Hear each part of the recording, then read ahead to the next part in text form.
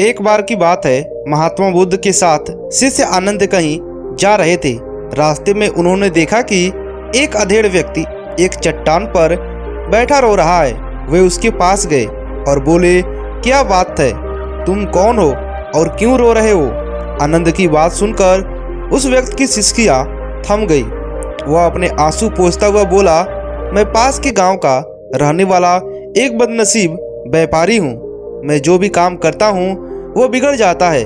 व्यापार के चक्कर में मैंने अपनी पत्नी के गहने गंवा दिए।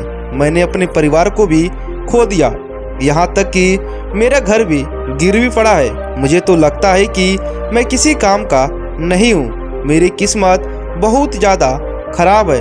उसकी बात सुनकर आनंद बोले, तुमसे किसने कहा कि तुम्हारी किस्मत खराब है? जरा मैं भी जानूं कि तुम्हारी किस्मत में क्या खराबी है।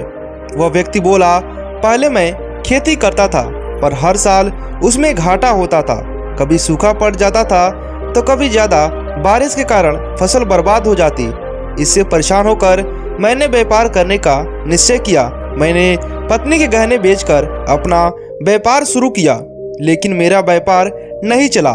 शुरू में परिवार वालों ने मेरा साथ दिया, लेकिन जैसे जैसे मुझे नुकसान होने लगा, मेरे परिवार वालों ने भी मुझसे दूरी बना ली। मैं ये सब उनके लिए ही तो कर रहा था, लेकिन अब वे लोग मुझे देखकर भी नज़र फेर लेते हैं और मुझे भी मेरे परिवार की दुर्दशा का जिम्मेदारी ठहराते हैं। उस व्यक्ति ने एक लंबी सी सांस ली और बोला, मेरा एक मित्र है, उसने भी मेरे साथ साथ व्यापार शुरू किया था।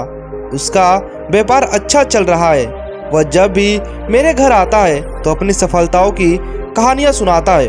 उसकी बातें सुनकर मेरे घर वाले भी कहते हैं कि उसे देख और कुछ सीख। हमें तो लगता है कि तेरे बस का कुछ नहीं है। उन लोगों की बातें सुनकर अब तो मुझे भी लगने लगा है कि शायद मेरे बस का कुछ भी नहीं है।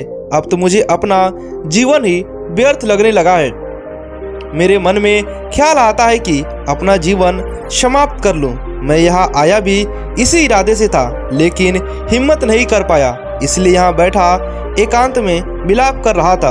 आनंद बोले, ओह ये बात है, वैसे क्या तुम इसके अलावा कुछ और भी कहना चाहते हो? उसकी बात सुनकर वो व्यक्ति बोला, एक और मेरा हर काम खराब हो जाता है, दूसरी ओर मेरा मित्र जो हर समय मुझे नीचा दिखाने का प्रयत्न करता रहता है। मुझे समझ में नहीं आता कि मैं क्या करूं। आनंद बोले, क्या तुम अपने मित्र की बातें सुनकर दुखी हो जाते हो? हाँ, मैं उसकी बातें सुनकर स्वयं दुखी हो जाता हूँ, उस व्यक्ति ने जवाब दिया। आनंद ने पूछा, तुम्हें किस बात का दुख होता है, अपने असफल होने का या फिर मित्र के सफल होने का? उनका सवाल सुनकर वो व्यक्ति एक पल के लिए सोच में पड़ गया। फिर वह बोला, अगर सच कहूँ तो मुझे अपने असफल होने का उतना दुख नहीं होता जितना कि मित्र के सफल होने का होता है। अर्थात यदि तुम्हारा मित्र असफल हो जाए तो तुम्हें खुशी होगी? आनंद ने प्रश्न किया। वह व्यक्ति बोला, हाँ मुझे बहुत खुशी होगी। इसका मतलब कि तुम्हारी खुशी तुम्हारे मित्र पर निर्भर है। आनंद बोले, अगर वह चाहे तो तुम्हें खुश कर सकता है और अगर वह चाहे तो तुम्हें दुखी कर सकता है। तुम स्वयं से न तो खुश हो सकते हो और न ही दुख हो सकते हो। अर्थात तुम अपने मित्र के गुलाम हो गए हो, इसलिए तुम्हारा कुछ नहीं हो सकता। ऐसा ना कहे महात्मा, उस व्यक्ति ने हाथ जोड़ लिए। आपकी बातें सुनकर मुझे कुछ आशा बंध रही है। आनंद बोले, जब हम किसी से आशा बांध लेते हैं तो उस पर निर्भर हो जाते हैं। ऐसे में हमारी खुशी और दुख भी उस पर निर्भर करने लगता है। इससे बेहतर है कि तुम अपने आप से आशा बांधो। जब तुम ऐसा करोगे, साथ ही पूरे जतन से काम करोगे, तो तुम्हें सफलता अवश्य प्राप्त होगी। कहते हैं आनंद ने एक पल के लिए उस व्यक्ति की ओर देखा, फिर अपनी बात आगे बढ़ाई। मुझे लगता है कि तुम्हारा मित्र तुम्हें दुखी करने आता है, पर अगर विचार करो तो वह बातों सच्ची ही कहता है। वह अपने संघर्ष और अनुभव की बातें बताता है। तुम उन बातों से बहुत कुछ सीख सकते हो। तुम्हें इसके लिए उसका धन्यवाद करना चाहिए कि तुम्हें वह घर बैठे कुछ अनुभव मिल पाता है। तुम उन अनुभवों का लाभ उठाओ, नई शुरुआत करो, कर्म करते जाओ, हार मत मानो। एक दिन तुम्हें सफलता अवश्य मिलेगी।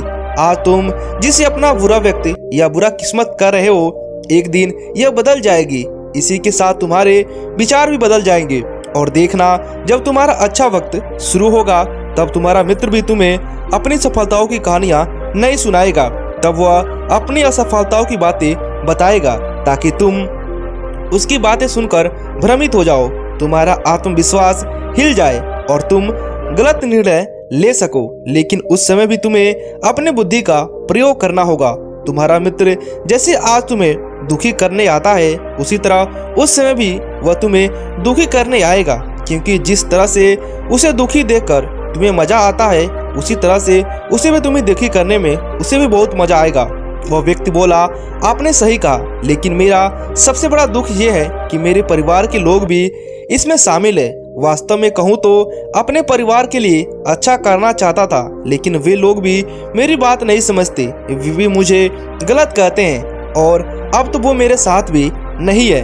आनंद बोले, मैं सब समझ गया, तुम सांत्वना चाहते हो। वास्तव में इस दुनिया में सभी लोग सांत्वना ही चाहते हैं। हम चाहते हैं कि हम जब भी कुछ करें तो लोग हमारी प्रशंसा करें, लेकिन आमतौर से ऐसा नहीं होता, इसलिए हम दुखी हो जाते हैं। हमें लगता है कि हमारे मित्र, परिवार वाले सब मतलबी हैं, लेकिन तुम अगर किसी को अपना परिवार मानते हो और उसके लिए कुछ करना चाहते हो तो तुम्हें ऐसा क्यों लगता है कि तुम दूसरों के लिए कुछ कर सकते हो?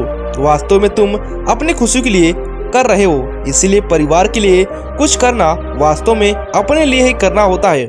लेकिन अगर ऐसा करते समय तुम्हें लगता है कि तुम दूसरे के लिए कर रहे हो तो वह दुखी करोगे, और अगर तुम्हें लगता है कि तुम अपने लिए कर रहे हो तुम सुख रहोगे, क्योंकि जब तुम अपने लिए कुछ अच्छा करते हो या करना चाहते हो तब तुम्हें सांत्वना की जरूरत नहीं पड़ती है। आनंद की बातें सुनकर उस व्यक्ति के चेहरे का भाव बदल गया। वो आनंद के पैरों में पड़ गया और उसने आनंद से आशीर्वाद लिया। आनंद ने बोला, जाओ अपनी नई जिंदगी शुरुआत करो, तुम्हें सफलता अवश्य मिलेगी।